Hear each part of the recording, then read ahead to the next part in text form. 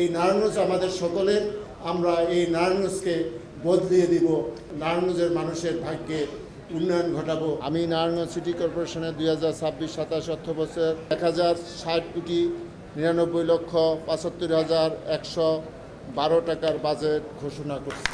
মানুষ একা কিছু করতে পারে না, সব কিছুর জন্য সকলের সহযোগিতা দরকার। আমাদের জনপ্রতিনিধি যারা এখানে উপস্থিত হয়েছেন তারা কিন্তু আমাদেরকে সহায়তা করছে। রশি টানাটানির কারণে কিন্তু আমরা উন্নয়ন বঞ্চিত হচ্ছি, সেই পরিবেশটা কিন্তু আমাদের এখন আর নেই।